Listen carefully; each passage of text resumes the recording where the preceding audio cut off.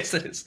Hello, innovators. I am Dustin Miller, PolyInnovator. Today, I am talking with Hadeer Ghareeb, a head of chaos at the Octopus movement, creator of Trash into Toys, and Didi Asks, Multipotentialite, a questioner, researcher, up-and-coming stand-up comedian, and a game designer, board game designer. Thank you for joining me on the Polymath Polycast.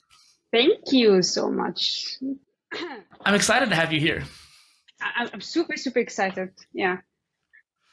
So the one way I like to break the ice is to have you share something about yourself that people might not know about you. I think usually people know everything about me, especially if they are asking. Yeah. I would not hide it. So maybe this is something. Like if people approaching me with questions, I would really like go and answer honestly. Mm-hmm.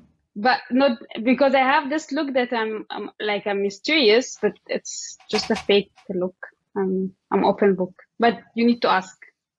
Yeah, I feel like you're kind of like me, where you need like some kind of prompt to really answer something like that. Like you have to have something, someone gives you a little spark, and you can take that spark and make it bigger.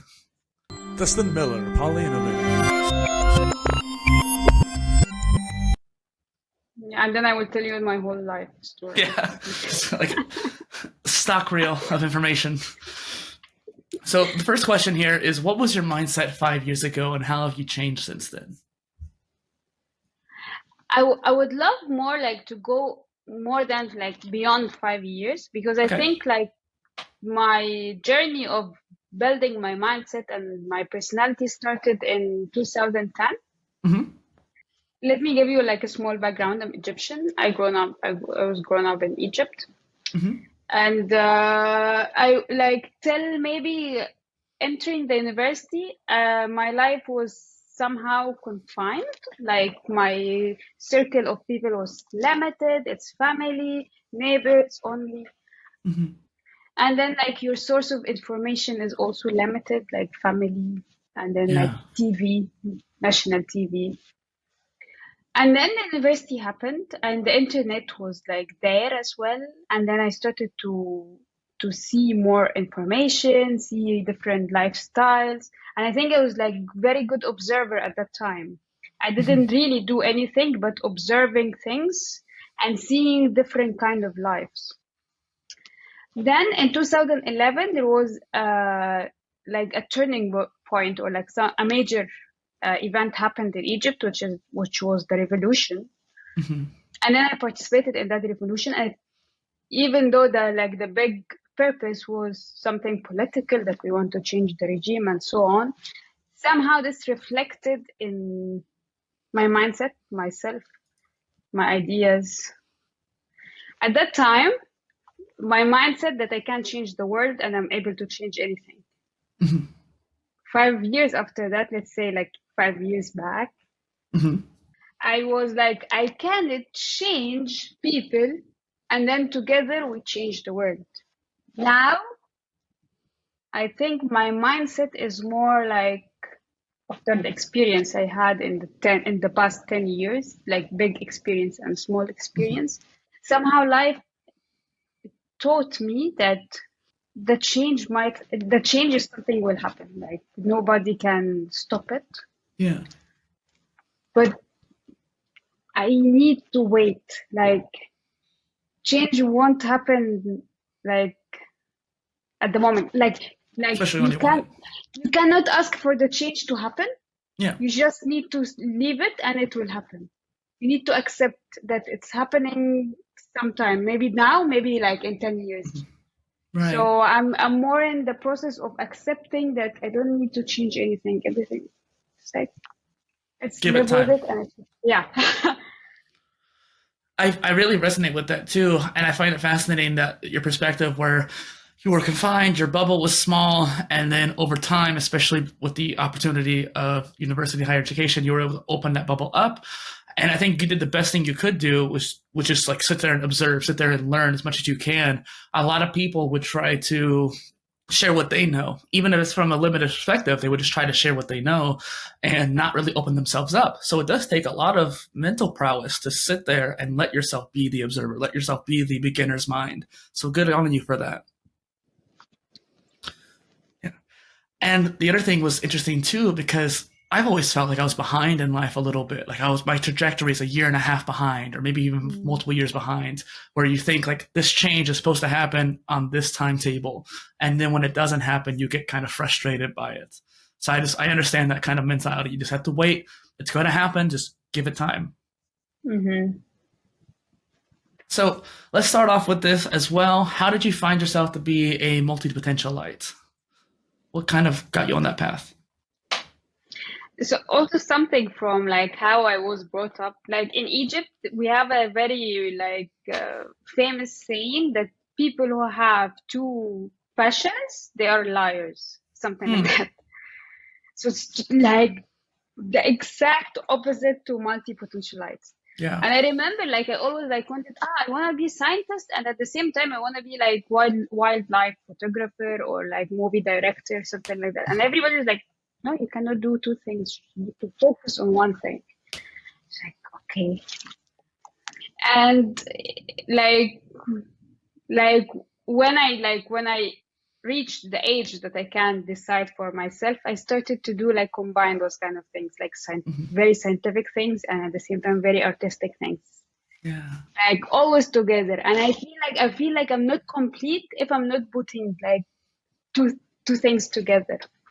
And to be honest, I didn't know that this is something different. I thought that maybe this is the normal thing, but people like they don't acknowledge it, or like, and then later when people started to notice it and give comments that this is not usual, start to feel maybe there is something weird about me.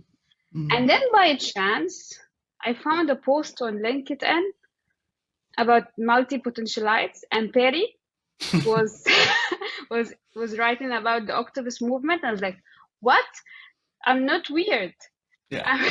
I'm just multi-potentialite. I'm with those people.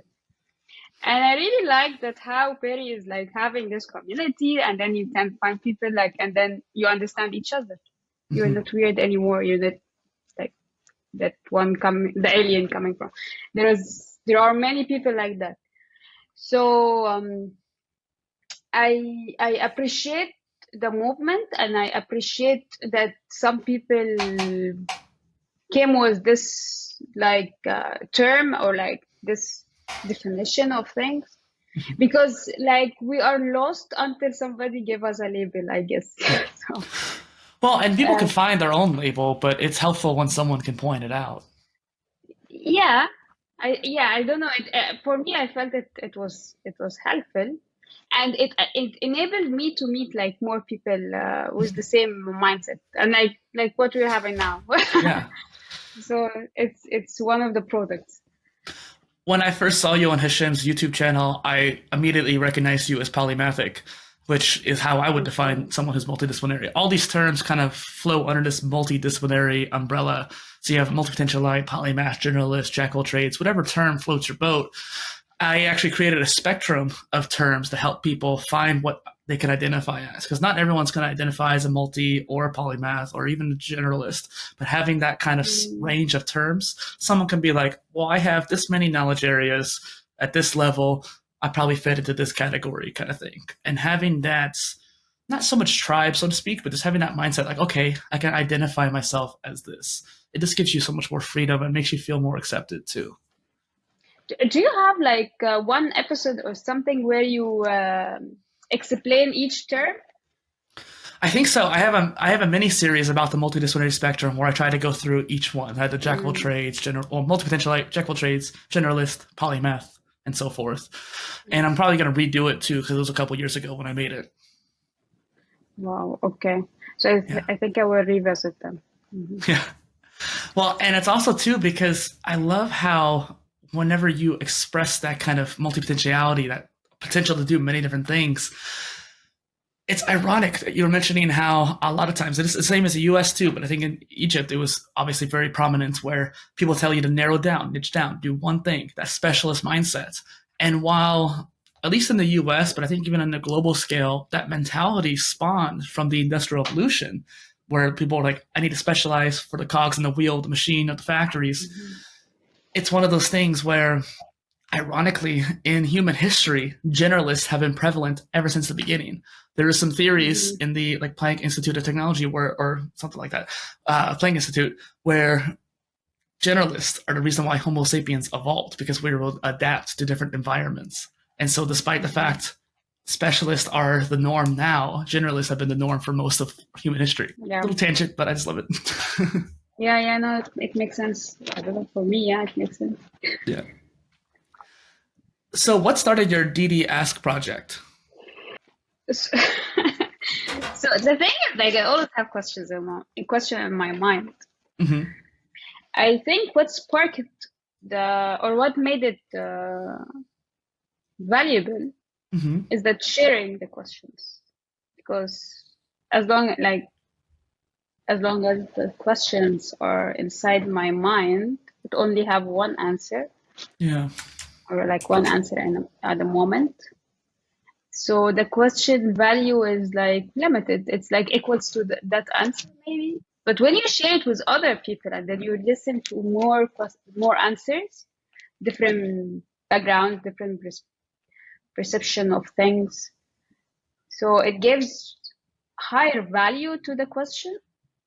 So what was really good, that I had the courage to share the first question. And this courage came from kind of frustration. So it's like, so the thing is, like, it wasn't like a really nice moment in my life, and I was feeling alone and lonely and like, just like with my questions. And then I decided to use the social media, Facebook, as it was intended to be, sharing my thoughts with people, and then like receiving their opinions or like feedback. So I posted a question, and then I found people like answering. And at the beginning, people were super engaged in the questions.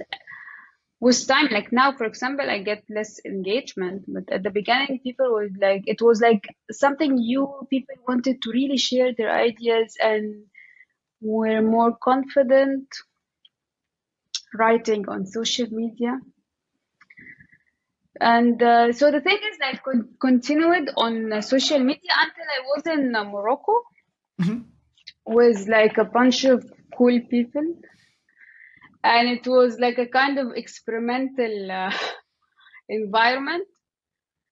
And there it was the start to do the game. So like we were trying to use the questions as game night, things like that. And I felt like it's a good tool to let people share things and discuss things and have meaningful conversations without feeling that they are under the the spotlight, like you have to do. Just like we're having fun at the end. We're having fun, but at the end we're sharing like real opinions and deep stories. And then when I came back to Egypt after Morocco, no, it wasn't after Morocco. Like I went, so the thing is, like, in 2019, I came back to Egypt. I didn't have a job, so I wanted to get a job. And it was like, okay, I have an idea. Maybe I can create a game. And then I created Didi Asks. So I turned those questions into a card game with rule book and like a proper game. And voila, it's a game. Can you buy it on Amazon or something like that? Is it like a publicly available one? It's available in Egypt. It was available on Amazon for a while, and now it's available on Egyptian e-commerce called the New Game. They sell games, and people can get it. Yes, it's card game. Yeah. That's awesome. I was going to ask if you're taking it a step further. Have you ever thought about making it into like a blog post series where you compile the answers into a post and then maybe give your thoughts at the end or something like that? Can you repeat again? Have you ever thought about making it into like a newsletter or a blog post where you compile all the answers and then put your information at the bottom too, your thoughts? To be honest, I'm actually like I thought that like I'm still I feel like the idea itself can be like I can work on the idea more and get more products, and I will tell you what is in my mind, but later. The thing is like for me, I don't feel like I can actually put such a thing because my own answers keep changing. So I feel like no, I cannot like then write my final answer or something because me myself I keep changing, and like my perspective and everything is like keeps changing. So, but what's in my mind now is turning the questions because now I think I'm almost no I'm 829 questions. So what I'm thinking about is that combining the questions, getting the one with most answers, and then putting them in a book. And then those answers, like I can get like samples of the answers and put it with these questions, and then give like a space so people can sketch or can write their own answers, whoever reading this book. And they can keep it for them, and then later maybe they can revisit it yearly and see how their answers changes. It's a And great how, idea. yeah, because like what I felt like sometimes we're super proud of our opinions, and we're super like like we take our opinions like, and then like few months later you think what did I say? What was I thinking? So it's important to understand that opinions should keep changing. Well, we constantly evolve, and some people try to fight that evolution, but the ones that don't are the ones that are usually more successful anyways. So, moving on a little bit, when did you start doing comedy? It's just like a month ago. Yeah. How's it been going for you? This one of like the greatest things I tried in my life. Oh, this is something great. I tried doing stand-up a few times. It's hard. Hard what? So I'll explain it like this. I don't want to take the spotlight from you, but I just want to explain this. I love singing, right? And I spent a lot of time teaching myself how to sing and getting over stage fright by going to karaoke and being on stage. The first night I ever sang, my leg was shaking. But now I can sing almost anywhere. I can be in front of a whole bunch of people and do it. I can even do it a cappella and be fine. I'm confident in that. So I thought, what's the next step for me to push myself out of my comfort zone? Dancing, sure, okay, I'll do that. But comedy was one of those things. Let's go try that. And I did it 3 times before I ended up having to just kind of stop from embarrassment. But I managed to get a few laughs the first time or whatnot. But just being on stage and not having a flow or a plan is what messed me up there. And so, yeah. I think I need to go back and do it again someday, and maybe you'll inspire me to do it. But how has your experience been? So the thing is, like I had a plan, I had a script, and like I keep saying that, but the coach that I was with, like she's amazing. She's called Mina. She's awesome. Like what is. So I wrote this in a post, but like maybe we can elaborate more on it. So like yeah, this year wasn't the best for me, and I went through many systems, and I was like it was really tight in all aspects, like time, responsibilities, commitments. So it's very tight here. And everything was actually, even though like I'm a person like I like to describe myself as a spontaneous person, and I always go with the moment. I will be myself and say whatever in my mind. But somehow systems pushed me to lose this, to be more like inside the box. And whenever I feel like I'm myself, I feel no, stop, don't be yourself. I was like, oh, so it wasn't it's not the best thing I can be with, or like I can live with. But with this like comedy workshop, and then the show, you like I was really forced to be myself. Like somehow they were seeing me, and then they were pushing me to be myself. And I need to be genuine. I need to be authentic. I need to be vulnerable. Vulnerable, yeah. And I miss those things. I used to be vulnerable, and I'm not afraid of it. I used to be myself, but and then I regained this again. And it's not only I just regained this like for myself. I was like in front of strangers performing and doing this. It was like, and they were laughing. Yeah. And this is the cool thing, is like you gain confidence with people laughing on you, is like, or laughing or whatever. It's like, and it's really like weird feeling. And then I feel like after that something you break something, like whenever, like for example, like when we are presenting ourselves to people, we try to present the most like elegant thing and the correct things. But then like if you're showing them your flaws and stupidity, and then they loved it, so what are you afraid of? Like, Yeah. yeah, right. So you get this feeling after. Feeling almost of acceptance in a way too. And some of the best comedy, they say, comes from the darkest place and from self-deprecation too. So if you can make fun of yourself and have fun with that, they're going to have fun with you. Yes. So that is always really interesting to hear people about talking about comedy. I've always tried to analyze a lot of big comedians and try to think about how they think.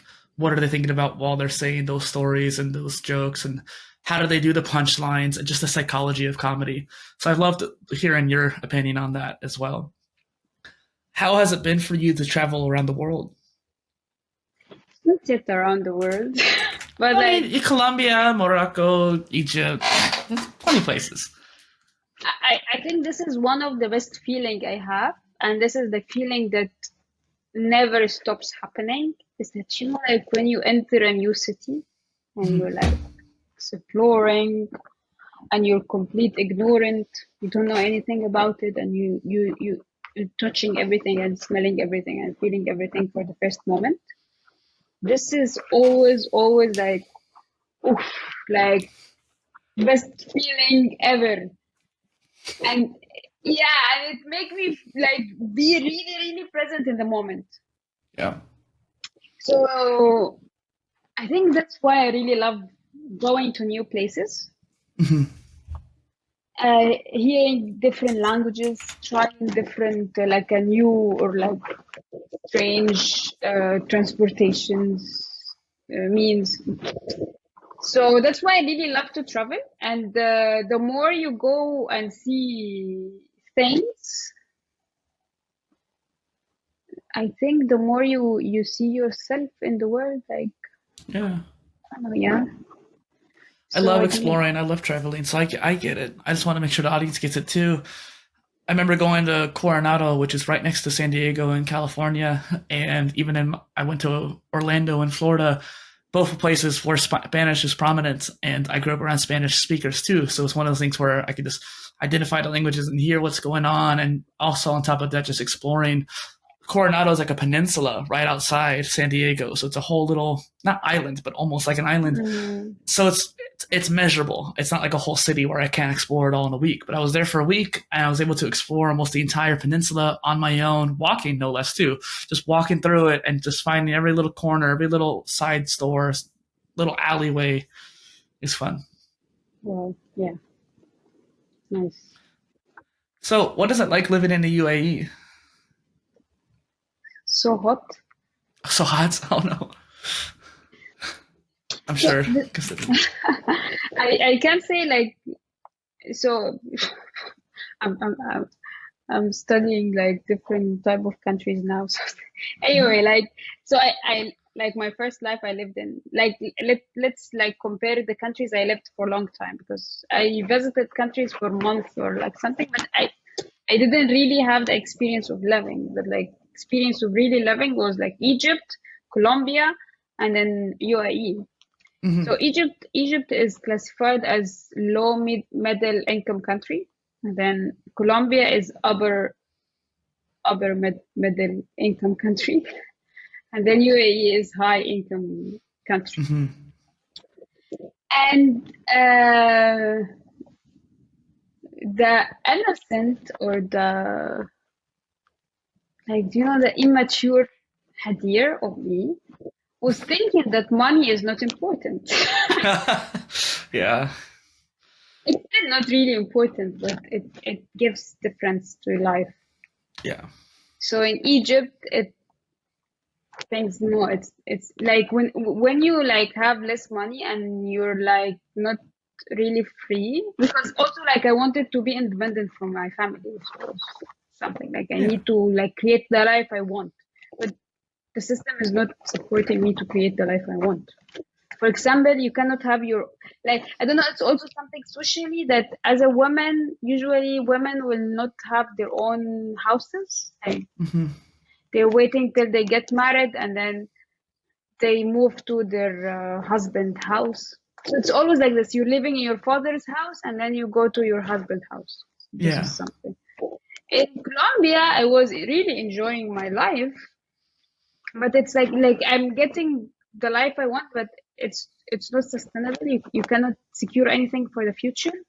It was really nice at the moment I was there and at the time I was there, but like when we grow up, like going with time and like with age, you feel like for example, for me, I want in a certain time in my life to be free and to not have commitment, like work and something like that. And Colombia will not give you this. You need to really work your whole life. UAE gives you like the good, the quality of life you can have, and also it somehow supports you to save something for the future. That's good. I'm not like looking for something big because again, like I'm not a big fan of money. Yeah, you're not materialist. But I think I just need some security, especially like I want to keep being independent, doing like having my own choices, not waiting for somebody to support me. So I need always to have my own fund.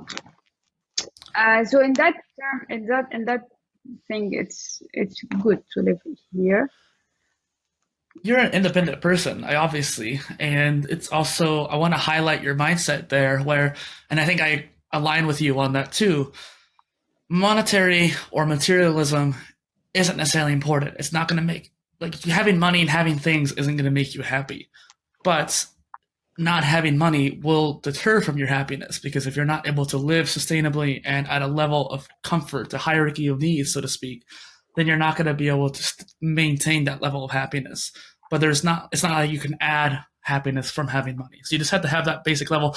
And you moved from different levels of country, like you said earlier on, a little bit more lower middle, then higher middle, then more higher expenses. And I want to move to places like Austin or Singapore that are very high expenses as well. So I get the whole upgrading mindset, but yeah, definitely hard to manage, especially if you come from a background where it's not as important or prominent, I guess you could say. But also something I feel like in UAE, and I don't know if this would be shared in other countries. I don't think so. But somehow here it's so everything is temporary. Like people knows that they can lose their job, so somehow this affects their relations. So I don't know, but like I feel like relations here are also kind of temporary, or like it doesn't go in depth that usually the depths that I had like in other places. And this is something I miss. Like this is something I think like I miss, and what I discovered that I cannot live without it. So I'm not sure if I can keep having like this kind of lifestyle, like I'm having everything like cool. I want the deep connections and Yeah. so yeah, I'm still in search for this. So being around people who are like-minded so you can have those deep conversations, I think is very important too. That's one reason why I wanted to move to Austin or Singapore, because there's more techies, there's more people who are entrepreneurial, people who I would get along with, perhaps you as well.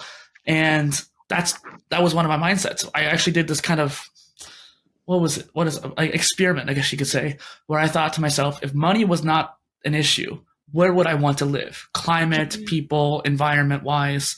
And so obviously California came into mind, but that is too expensive. That is where money does like, okay, I'm not going to do that. New York is great, but I can't deal with that climate. Definitely not Seattle, because again, that climate. We go south. I like warmer weather, that kind of thing. And those factors going into your life, I think is what's important. Mm-hmm. Yes, definitely. Thanks for your answer. That was great. You have a lot on your plate, from comedy, social entrepreneurship, research, etc. How do you manage your time? I'm struggling with that. That's the common answer on this show, I'll be honest. I'm very organizer. Oh yeah, this is the word. So I wake up very early to do the things. So the thing is like in the morning I wake up early and work on my own research. Okay, the one with the university and so on. But this is something I really like and I'm enjoying. It has my passion, so I don't feel bad like waking up super early and focusing. And sometimes I lose the motivation for sure, but like still like. And then I go to work. This is like around 10 hours, something like that, with the commuting. And then I come back home and I try do fun things, like I try walking, calling people and so on. But sometimes I work on my research or I work on something else I like it's either like writing for the comedy or like this what happened recently, or like I like also drawing, I like reading, like I would be working on those things and so on. Like I think just like I'm keeping my day very organized. Yeah. And you're staying productive in some way. Yeah, so far it works. And I think you know what? This is something I was telling myself. I'm doing like many things and I believe I'm doing all of them good. Mm-hmm. And sometimes I feel like, what if I'm just focusing on one thing? Maybe I will do it super good. Oh. I don't know if I will enjoy it. Yeah, especially if your happiness comes from that interleaving as well. Something I think you would really like to read, and I'll try to leave it in the description of the video too, is I have a post about interleaving and serialized. And so being polymathic ended up being usually like, you might take the jack of all trades approach where your hands are on all the different cookie jars, and those cookie jars end up getting filled and filled and filled over time. So you might have 10 things going on at once, but you're just building them all up just extra slowly, right? But then there's also the serialized approach where you do one thing after the other, after the other, after the other. Mm-hmm. So I often tell people who are of the more older variety that they are more polymathic than they realize, because they've done multiple things, like multiple careers throughout their life. But that doesn't have to necessarily be over the course of 10 years. It could also be over the year, where maybe one quarter you're focusing on this thing, one quarter of the year you're focused on this thing, and you're having those minor, major focuses over the course of the year. So you can break it up how you want, and then you can switch it. And so like, okay, I need to focus on multiple things at once, and then go back to the serialized. Yeah, nice. Yeah, I like that I can see it. I'll send it to you. So this leads perfectly into the question that I ask all my guests. And what is a polymath to you? So when we met, like I started like reading about it, and I discovered that I know about it actually, but like in a different way. because like somehow like all the scientists, or like I can't even say scientists, like the famous like Arab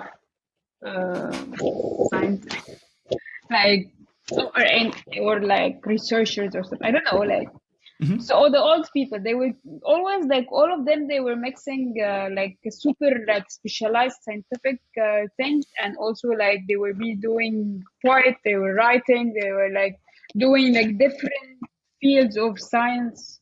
It was super normal for the people like Yeah. ages like back.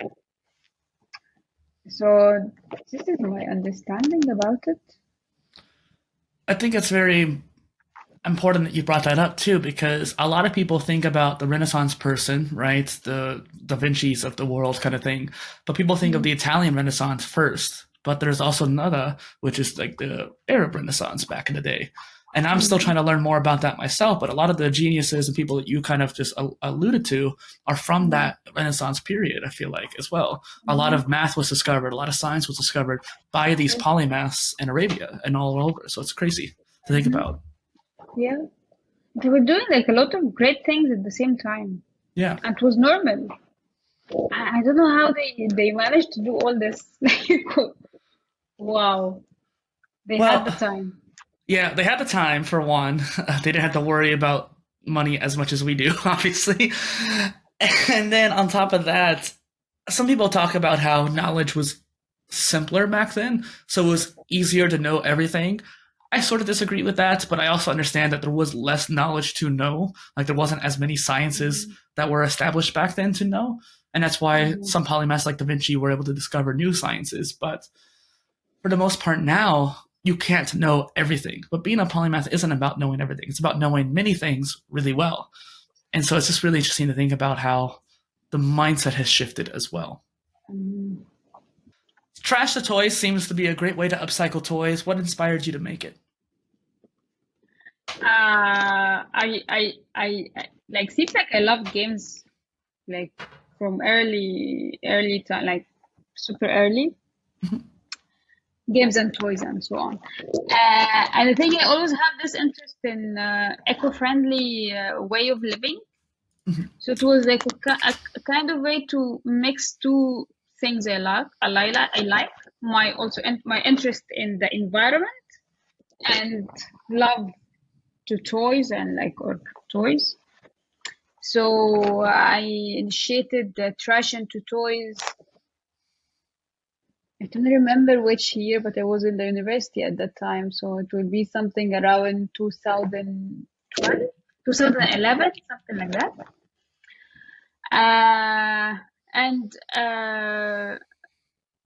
Like in Trash into Toys, we made many workshops, not only in Egypt, but in Egypt and some rural areas in Egypt, and also in India, in Morocco, in Colombia, where underprivileged kids were able to make their own games or toys.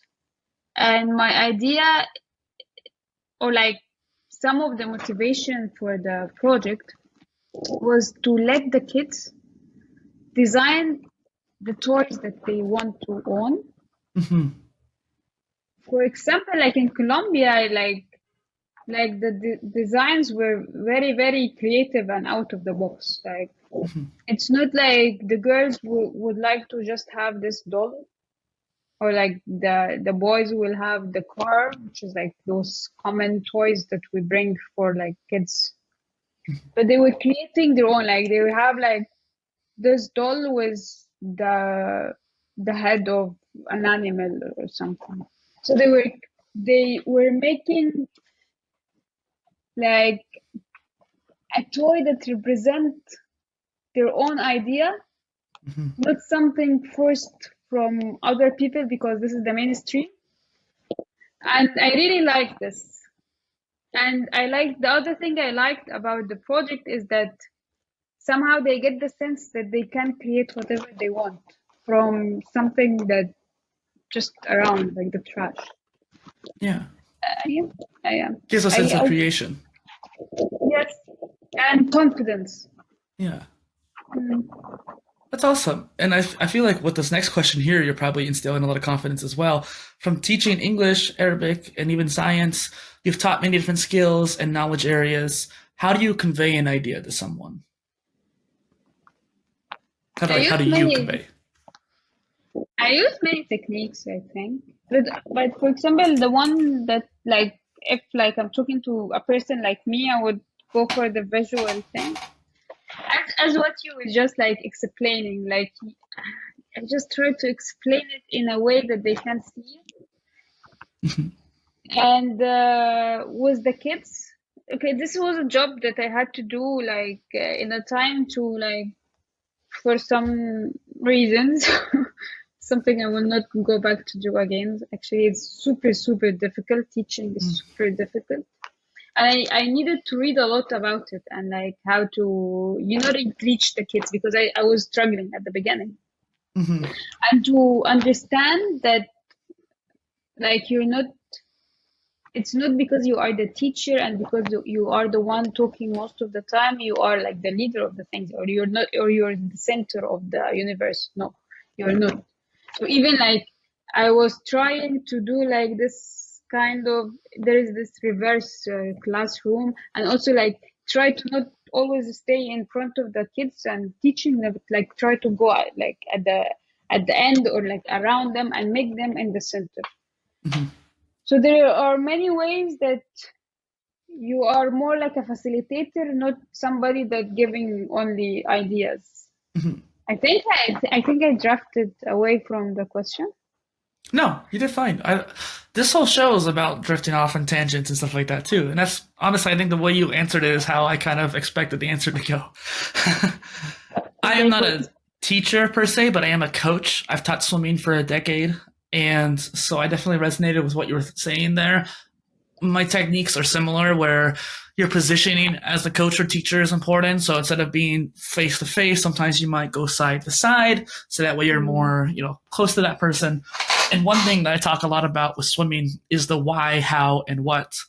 And everybody needs all three, but it seems like every student focuses on one at a time. So sometimes I'll get an adult who doesn't need to know why. They already know what. They just need to know the how.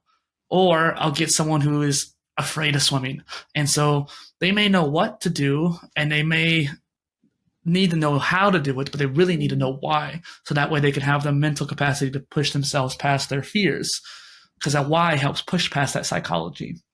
And so I definitely understand that sometimes you have to change it based on the students.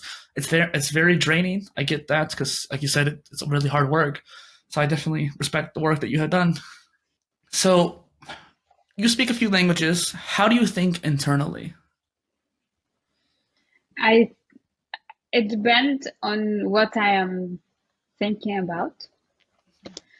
So I see myself, like in English, I find myself more neutral and I can control my emotions. In Arabic, I can be super angry. So if I'm if I'm fighting, I don't speak in Arabic.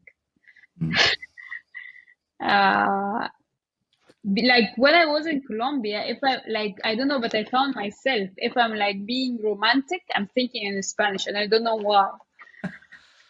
Everybody. It's a romance language. But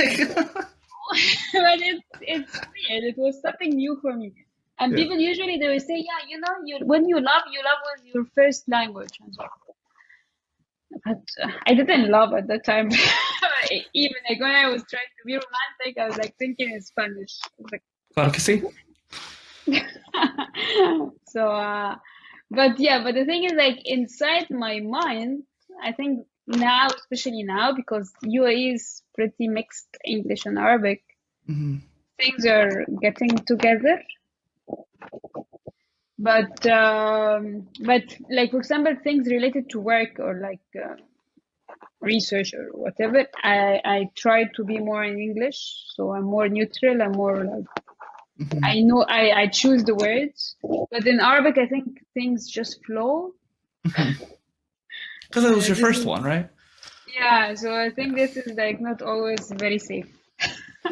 Well, and I wonder if, like, yeah, you can feel free to not answer this if you don't like to, but I feel like with Arabic, considering that you might have been more confined when you're younger, people were a little bit more close-minded about like your life, and they wouldn't give you the options to what you wanted to do. Perhaps there was a little bit of resentment or anger that way, and then once you moved on to other countries, English and Spanish gave you more freedom, so maybe you have a more positive connotation with those. Maybe, for example, like this thing about romance is that I I didn't really like the examples I saw in Egypt, maybe. So that's why, like, when I thinking about like love or those kind of things, I don't like. No, no, not in Arabic. So maybe this is something. What is romance to you? I don't know. It's a hard question. That's a deep question. I just casually throw out a really deep question right there, you know? What is romance? I don't know, but like, you see, I will confess, but I really have like really hard time with love life. Like, Same. High five. Yes. We can be sad together. Yes. So the thing is, like, I really didn't reach like what the people keep describing in movies and songs. Like, it's not happening for me. It's not working with me. And because my personality, I always try to find a problem, and I really want to solve it and find a way. I try like many things that doesn't. I'm laughing because I am the same way. I'm a problem solver. Yeah. It's like, oh, she's calling me out here. How to fix that thing? And it's not in your hands. Note to self: how to fix love life. Yeah, and then create a book like solving love life for them. I don't know, like it's not working well. Yeah. One thing that I don't know if you'll find interesting is that like sometimes when I get sad, I listen to some French music because French music often has a lot of sad love songs, and it's really good for that. And it's a good way to express that emotion. But then sometimes when I'm feeling a little bit more, I don't know, lovey-dovey or whatever kind of feelings that I don't know the word to describe it, I'll watch Bollywood movies because Bollywood movies have a lot of romance in them, like a lot of romance. And like cool romance, they like you energy. And yeah, it's not like the sticky thing. It's like full of energy. Well, now I'm blushing, so let's move on to the next question. How important is it to question yourself in life? I think I will not be the same person if I'm stopping questioning myself. Like, this is something. I think this is what's making the person I am. Like, I question everything. I question myself a lot, and not in a bad way, like, but no, it's good. But yeah, like I reflect a lot. Like I do a lot of reflections. And I like this. Like, I like this. Like, I hope I don't change this. I'm not. Well, and one of my nerdy traits is I love knowledge management. So there's different tools like Notion or Obsidian or Reflect and all these really cool new tools that are coming out where you can have your own second brain, as they call it.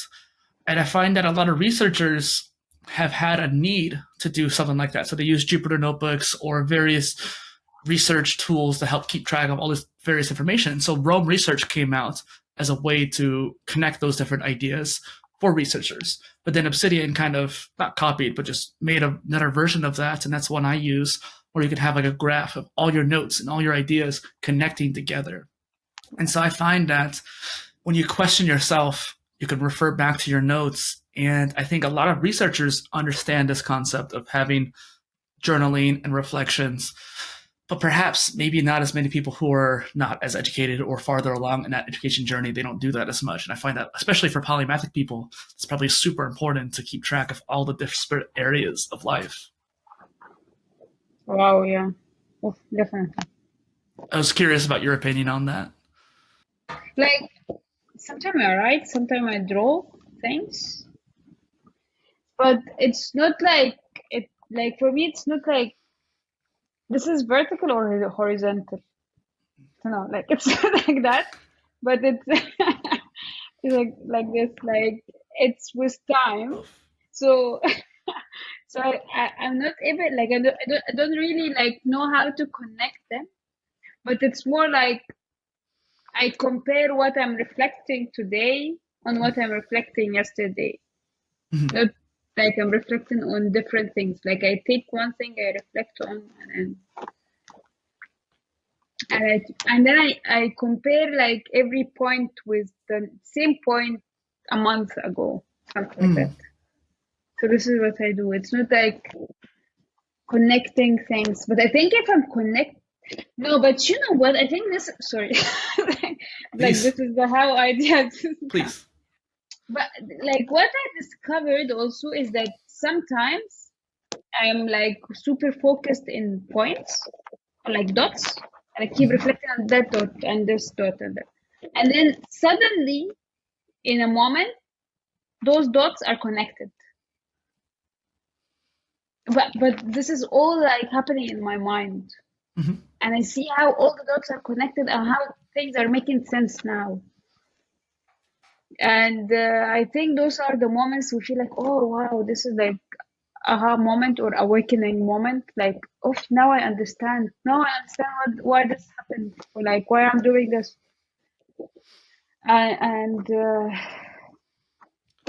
I had this like I had some like a good number of times like when I felt like, oh yeah, this is happening because of this. Yes, Yeah. yeah. It's the synchronicity of life and the dots. And Steve Jobs once said, "You cannot connect the dots looking forward. You can only connect the dots by looking back and reflecting." But I find that people like us, especially like, so there's different levels of multipotentiality and being multidisciplinary, and I think that some people are more naturally attuned to it. I think like you and I, for example, we see those dots and we can connect the dots looking forward. We can sow the seeds for those connections down the line. We can see that they're going to connect. We just can't explain how just yet. And by sowing the seeds, eventually they will connect. And other people might not be able to see them, but they're still acting in that way, and they just don't preemptively do it. That's one reason why I love note taking and stuff like that, because then I can kind of document it a little bit more. But it is one of those things where it's fun when those connections really you can see it, you can feel it. It's like, okay, that's why they're connecting in that way. One of my early guests brought the attention to me this term called super connector, and maybe you should look that up later too, and I'll try to leave the description. But it's someone who can see those connections and that kind of thing, a linky brain, if you will. Okay. Nice. Yes. So what is next for you on your multidisciplinary journey? I cannot see what's happening next, but like I know that I can mix like things I can do and create something new, and this is something I really want to do. Like I really want to like mix that thing from here and the other thing from the other way, like side, and do something, because I feel this will be unique and this will be me. For example, You're an innovator. thank you. Yeah, for example, like how can I mix something like this is like a very like an idea on the artificial like something like from the top of my mind. But like I can, for example, create something that mixing like in clinical trials, like for example, like those for kids. Like I can make something regarding games and toys with adverse event reporting. So something will make kids motivated and committed to report whatever adverse event they are experiencing, because this is something actually people struggle with in clinical trials. So it's something I think I can do it easily, because like I can do this and that. So Why not put them together? Yeah. yeah, right. Or something else, maybe. That's Like what I I think is can beautiful figure. about the Polymath life, though, is being able to combine two different things together. Because you're the one that someone else might have seen that connection before, but if you're the first one to do anything about it, that's what matters. And maybe you are the first person who's seen that connection too. We don't know for sure if this intersection of knowledge has been thought of before or not, because no one has done anything about it. And so if you are the 10th person or the first person, if you're the first person to actually do something about it, that's what really matters.